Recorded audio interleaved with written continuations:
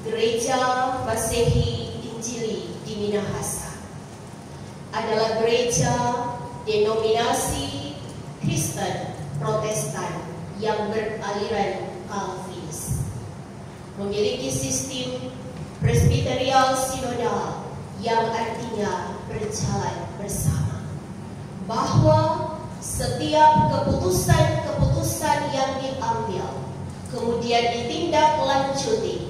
Contohnya pembangunan pastori 2, kemudian ada kerja bakti, lalu pelayanan-pelayanan ibadah seperti juga di saat ini adalah hasil dari kesepakatan bersama dari para presbiter, yaitu mereka yang dituakan dan dalam Gemim dikenal sebagai pelayan khusus, yakni diaken, penatua, guru agama, dan pendeta. Saudara, Gemim mengakui 2 sakramen. Yang pertama adalah baptisan yang kudus, dan yang kedua perjamuan yang kudus. Di dalam Matius pasal 28 ayat 19, Yesus berkata, "Pergilah, jadikanlah semua bangsa muridku dan baptislah mereka dalam nama Bapa, Anak, dan Roh Kudus." Dan di dalam Lukas pasal 22 ayat 19 sampai ayat 20, penetapan perjamuan malam, Yesus mengambil roti, memecah-mecahkannya, kemudian berkata kepada murid-muridnya, "Inilah tubuhku, perbuatlah sebagai peringatan akan aku." Demikian juga ia mengambil anggur dan cawan, dan ia pun berkata demikian. Saudara, sakramen adalah perbuatan kudus, ritus keagamaan, upacara suci yang langsung diperintahkan oleh mulut Tuhan Yesus sendiri ketika dia menjadi manusia. Jadi bukan hanya sekadar perintah dari para nabi atau dari para rasul yang tercatat di dalam kitab suci, tetapi perintah yang keluar dari mulut Tuhan Yesus sendiri. Saudara, sakramen berasal dari bahasa Latin sacramentum, memiliki 3 arti. Yang pertama, meterai. Saat kita mengikuti sakramen perjamuan kudus, maka kembali kita dimeteraikan menjadi milik Tuhan. Setelah dalam perjalanan kehidupan mungkin saja kita terhilang, mungkin saja kita menjadi budak dosa, mungkin saja kita diikat oleh berbagai-bagai hal yang tidak dikenankan dan merupakan kebencian ke hadapan Tuhan. Hari ini kita dimeteraikan kembali. Dan yang kedua arti dari sakramentum adalah sumpah. Kita berjanji, bersumpah di hadapan Tuhan untuk setia. Tetapi juga Tuhan bersumpah, Ia berjanji kepada kita, dan kalau kita berjanji bisa ingkar, Tuhan tidak ingkar. Ia berjanji untuk memelihara kehidupan kita sekaligus memberikan anugerah pengampunan dosa. Lalu yang ketiga, arti sakramentum adalah jaminan. Apa jaminannya, saudara? Tubuh dan darah Yesus. Orang kalau kepingin di bank bawa sertifikat, orang kepingin di penggadaian, orang bawa barang yang berharga, itu jaminan. Tetapi ketika kita mengikuti sakramen perjamuan kudus, kita menerima jaminan. Sebelum hari kedatangan Yesus itu datang, sebelum dunia berakhir,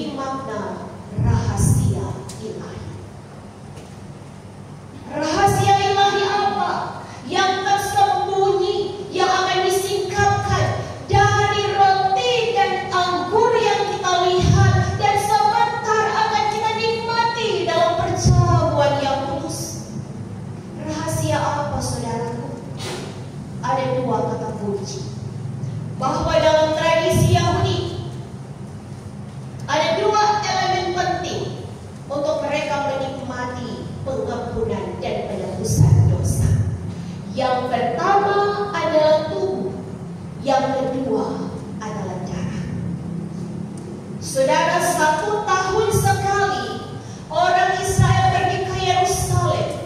Mereka membawa semua hewan-hewan korban yang tidak bercacat celah.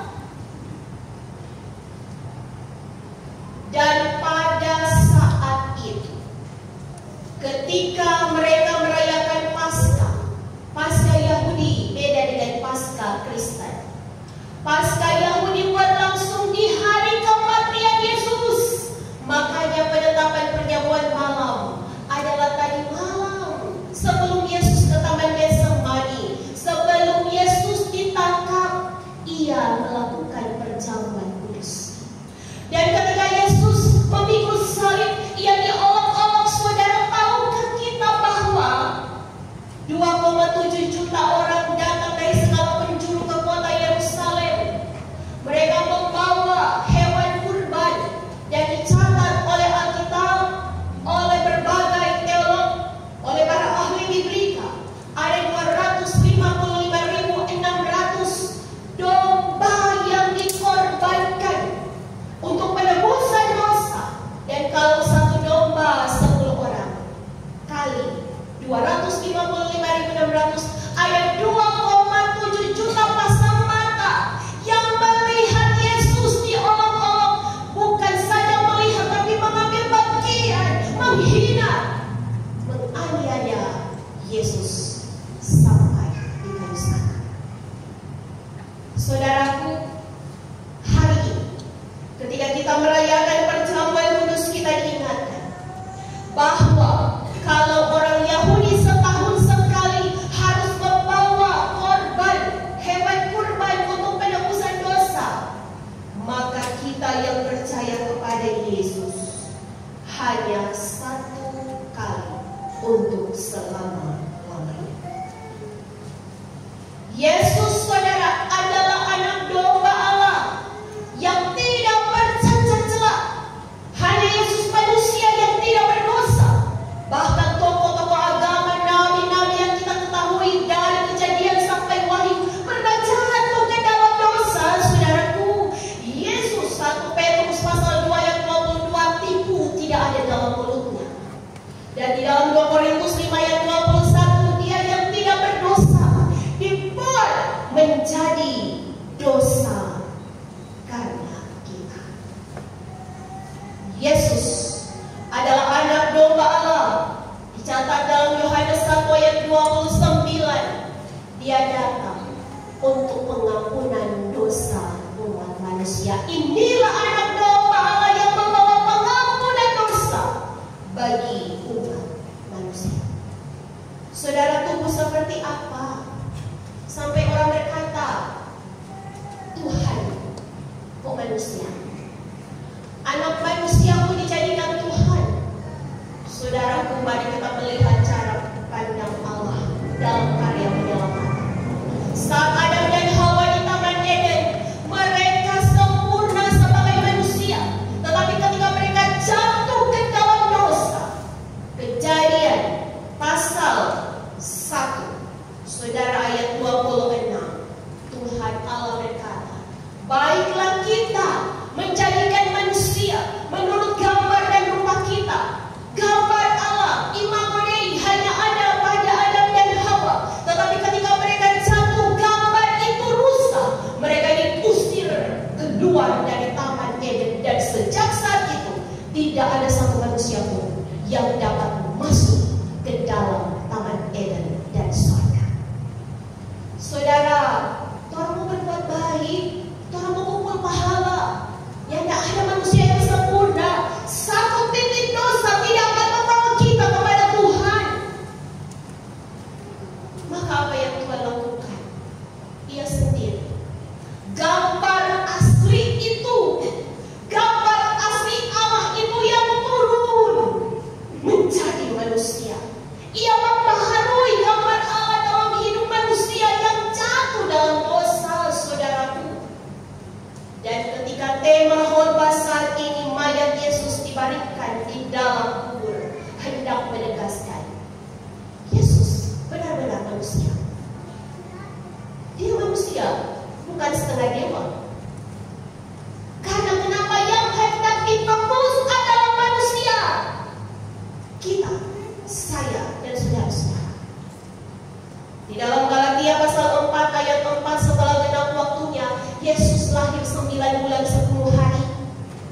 Dia lahir dari rahim ibunya Maria. Kemudian Yesus ketika dicambuk dia merasakan sakit, saudaraku. Dia mati dan dikatakan mayat Yesus dibaringkan di dalam kubur. Dia mati, dia manusia 100%. Artinya dengan pengorbanan Yesus, saudara, orang juga diselamatkan 100%. Bukan cuma terapi tangan yang masuk surga, terapi kaki. 100% tubuh kita akan diubahkan oleh karena keselamatan yang Yesus kerjakan. Tahukah kita bahwa anak domba Allah itu sangat menderita di kayu salib? Apa yang ia rasakan yang pertama? Orang yang akan disalib mengetahui dan sepenuhnya sadar kematian sudah di depan mata, dan itu sangat mengerikan. Kalau ada orang sekarang yang divonis hukuman mati, belum tarik mengada dengan yang akan mengeksekusi orang, susah dan rasa. Yesus mengalami tekanan jiwa. Lalu yang kedua, ia mengalami kelumpuhan lutut. 45 derajat dia lutut dibengkokkan, saudara, berjam-jam. Coba saudara pikir, kalau nyala lumpuh lutut kaki. Yang ketiga yang Yesus rasakan adalah dislokasi bahu, pergeseran bahu. Di tangan dia rentangkan berjam-jam begini, tak geser dia di bahu. Bahkan di filmnya Passion of Christ yang tadi malam oleh jemaat disaksikan, sebelum tangan Yesus dipakukan, dia tangan ditarik patah oleh tentara Romawi. Sangat menderita. Saudaraku, apa yang dia rasakan di kayu salib? Sulit bernafas. Karena ketika tangannya direntang, dia tulang rusuk naik, maka dia sulit bernafas. Kalau hari ini kita mungkin merasa pernah orang hina, Yesus merasa duluan. Kita pernah orang cerita musuh, Yesus merasa duluan. Orang dilukai fisik, perasaan kita Yesus merasa duluan. Bukankah dia Tuhan yang sangat baik, yang rela untuk mendahului setiap penderitaan kita manusia, agar setiap orang yang berkata Tuhan kita tidak mampu, dia bilang hari ini dari kayu salib, engkau akan membantu anak, akan kukuatkan, akan kukasihi, jangan menyerah. Itu kata Tuhan. Maka saudara, hari ini elemen yang pertama adalah tubuh. Yesus anak domba Allah yang dikorbankan satu kali dan selama-lamanya, dan dalam perjamuan kudus disimbolkan dengan roti. Yang kedua adalah darah. Saudaraku, Ibrani pasal 9 ayat 22 bagian B, tanpa penumpahan darah tidak ada pengampunan. Bukan penumpahan darah konsumsi fikih, kriminal, sana kejahatan, tetapi penumpahan darah Yesus yang suci untuk penebusan dosa-dosa kita. Hari ini saudara, sehitam pekat apapun dosa-dosa kita, Yesus datang dengan kasih-Nya. Simbol darah itu kita lihat dan kita rasakan lewat anggur. Saudara, karena itu di malam hari ini Gemini, ketika yang mengikuti perjamuan kudus adalah si jemaat, anggota jemaat penuh, agar supaya tidak mempermainkan simbol-simbol rahasia ilahi yang disediakan oleh Yesus bagi semua orang yang dikasihinya. Hanya orang-orang yang dewasa secara iman yang layak duduk di meja perjamuan kudus. Saudaraku, kebenaran firman Tuhan datang kepada kita di saat ini, hendak membawa dua pesan. Yang pertama, Yesus adalah Allah yang hidup, juru selamat kita. Apapun yang kita hadapi dalam hidup ini, mari katakan sekali Yesus, tetap Yesus, tidak akan pernah berubah. Yang kedua, mari Mari belajar seperti Yusuf dari Arimatea. Dia seorang pejabat, bagian dari Sanhedrin, tetapi dia tidak sepaham dengan apa yang mereka lakukan. Hati kecilnya berkata bahwa Yesus tidak bersalah. Lalu dia menghadap Pilatus, meminta mayat Yesus dan dikuburkan secara layak. Lalu apa yang kita lihat dari perempuan-perempuan, mereka mengikuti ketika Yesus dibawa untuk dikuburkan. Mereka ikut serta.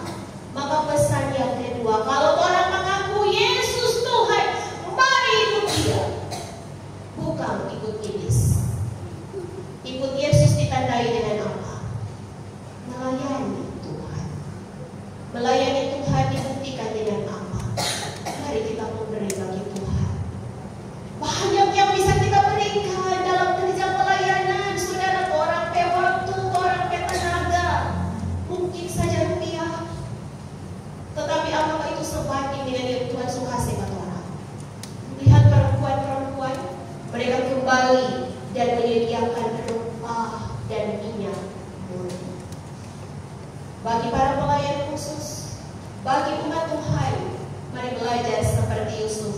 Mari belajar seperti perempuan. Mereka mengaku Yesus dan mereka memberi diri untuk ikut Yesus dan melayani Dia. Mari kembali pulang. Mari bersama-sama ada dalam meja perjamuan sebagai simbol perjamuan kudus bersama Bapa di sorga. Saudara, renungkanlah bersama. Kalau hari ini kita masih tetap memikul berbagai macam persoalan dan kumpul, mari renungkan. Mati saja untuk kita Yesus mau. Apalagi yang Dia tidak dapat